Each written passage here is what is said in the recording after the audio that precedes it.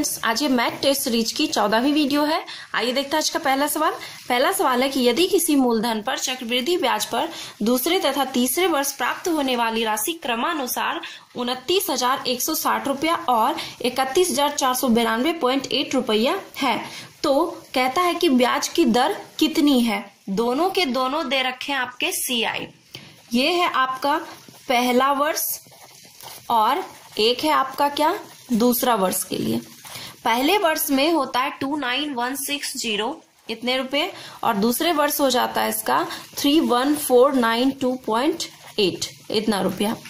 तो देखिए, तो पहले साल रहा इतना CI और दूसरे साल हो गया इतना, तो कितना बढ़ गया। जब हम इसे माइनस करेंगे दोनों को तो हमारा आ जाएगा कितना, 2332.8 रुपीज। ठीक है, 2332.80 इस तरीके से आपका आ जाएगा। अंतर निकालने हैं आपको क्या, रेट। तो रेट जब निकालना है तो देखिए बढ़ोतरी कितनी की हुई, इतनी की। बढ़ोतरी हमेशा किस पे, कम पे। आप इसे कीजिए मल्टीप्लाई 100। इसे आप पॉइंट हटाएंगे तो 0 आ जाएगा। ये 0 और 0 कैंसिल हो जाएगा। आप इसे काट के देखिए तो 8 बार में ये कंप्लीटली कट जाएगा, यानी कि हमारा आंसर क्या हो जाएगा, 8%, जो कि आपके ऑप्शन किस में है, ऑप्शन नंबर बी में। नेक्स्ट क्वेश्चन है आपका कि A एक काम 15 दिन में और B जो है 20 दिन में करता है। यदि वे दोनों 6 दिन साथ मिलकर काम करें तो काम का कितना भाग बाकी रह जाएगा। आप इसे दो तरीके से बना सकते हो। एक तो आप जो जानते होंगे तो कितना, 6 दिन का काम पहले हम निकाल लेते हैं, तो 6/15 और प्लस 6/20। अब इसे जब हम सॉल्व करेंगे तो एलसीएम आ जाएगा 60 हो जाएगा और ये हो जाएगा आपका कितना, 24 और ये हो जाएगा कितना, 18। 42/60। इसे आप 6 से काटिए तो आ गया 7/10, यानी इतना काम हो चुका है। तो यहाँ पूछा गया शेष कितना बाकी रह जाएगा, तो 10 में से 7 या कितना, 3/10 काम ये रह गया आपका शेष। Option number D answer. आप इसे एक और तरीके से सॉल्व कर सकते हैं, आपको जो आसान लगे आप वही कीजिए। A और B ये 15 दिन में और ये 20 दिन में, जब हम इसका दोनों का एलसीएम लेंगे तो कितना आ जाएगा, 60। 15 से डिवाइड कीजिए 4 बार में, 20 से डिवाइड कीजिए 3 बार में। 4 3 7 काम ये निकला A और B का। एक दिन का काम करवाने हैं कितने, 6 दिन। तो 6 दिन का काम कितना हो जाएगा, 7 गुने 6 यानी कि 42। 42 काम कर चुका है 60 काम में से। तो अब शेष कितना बच गया है, तो जब आप 60 में से 42 को माइनस करेंगे तो आपका कितना आ जाएगा, ये आ जाएगा आपका 18। ठीक है, अब शेष पूछा जा रहा है 18 काम बाकी है कितने में, तो 60 में 6 से इसे काट दीजिए तो फिर भी आ गया आपका कितना, 3/10। तो आपको इन दोनों में से जो भी तरीका आसान लगे आप उसी से बनाइए। नेक्स्ट क्वेश्चन है कि 4 अंकों की बड़ी से बड़ी संख्या ज्ञात कीजिए जिसको 8, 12, 16 से विभाजित किया जाए तो 2 शेष बचता है। अब देखिए इसे कैसे बनाएंगे। 4 अंकों की बड़ी से बड़ी पूछी जा रही है। सबसे पहले आप क्या कीजिए, 8, 12 और 16 का हम निकाल लेंगे एलसीएम। अगर इन तीनों का एलसीएम निकालेंगे तो आ जाएगा 48।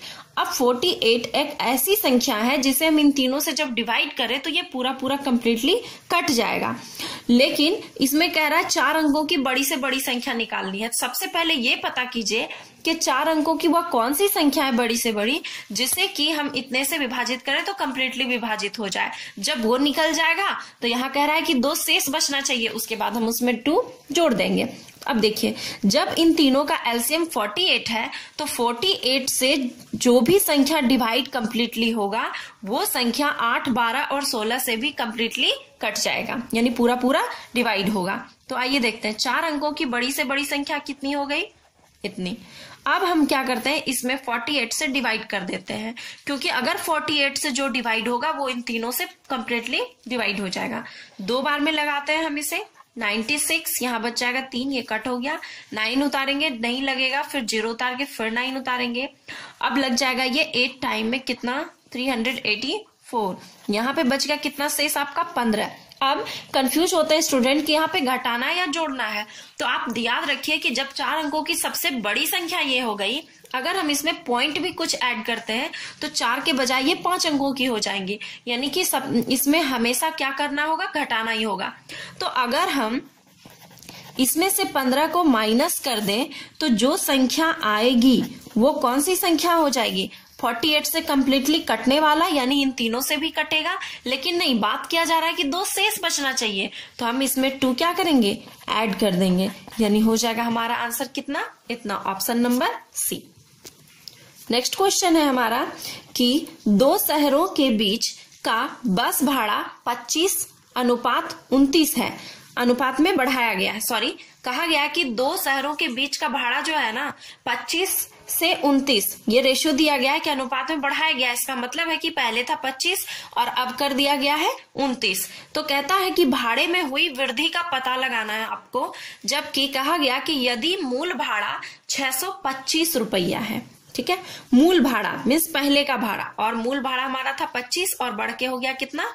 29। तो देखिए 25x बराबर हम कह सकते हैं 625, ये भी मूल भाड़ा और ये भी मूल भाड़ा। जब हम इसे कट करेंगे तो x का मान कितना आ जाएगा? 25। अब देखिए पहले था 25 और अब हो गया 29, कितने की बढ़ोतरी हुई?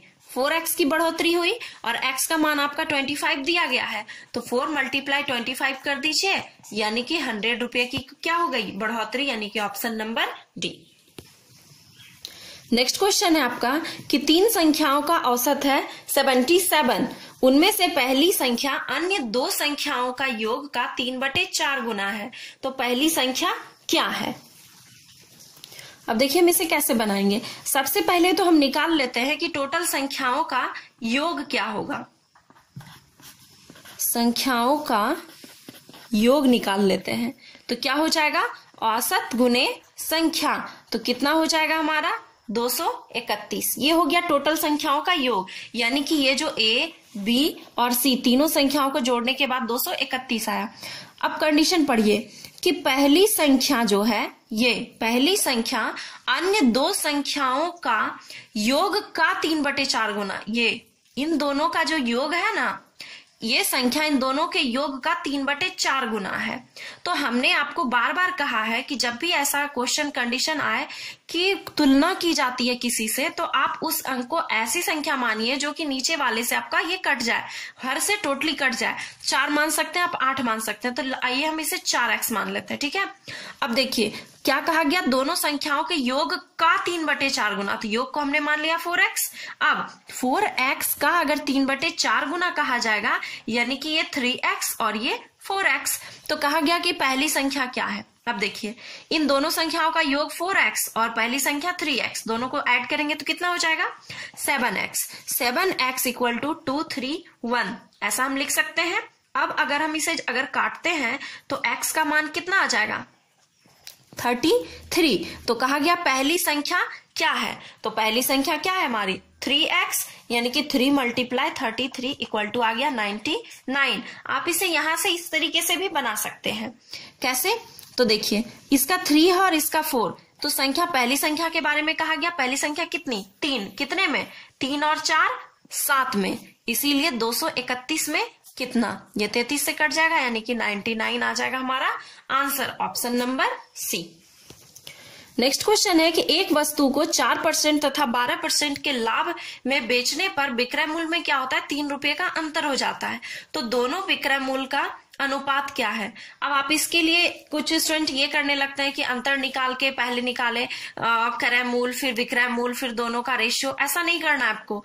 क्या ये आपका 4% और 12% के क्या कर रहा है? प्रॉफिट पे बेचा जा रहा है। अगर 4% के लाभ पर आप बेच रहे हैं तो एसपी कितना हो जाएगा आपका? 104। और अगर 12% के लाभ पर बेच रहे हैं तो एसपी कितना हो जाएगा आपका? 112। बस आप इसी का रेशियो निकाल दीजिए। 8 से काट दीजिए इसे, कितने बार में कटेगा? 13 बार में। इसे काट दीजिए 8 से, तो कट जाएगा आपका 14 बार में। तो हमारा रेशियो जो आ गया कितना? 13:14, ऑप्शन नंबर डी। तो आज का वीडियो आप सबों को कैसा लगा ये मुझे कमेंट बॉक्स में जरूर बताइए, और इसी तरह की और भी वीडियो देखने के लिए मेरे चैनल को प्लीज लाइक करें, सब्सक्राइब करें और शेयर करें। धन्यवाद।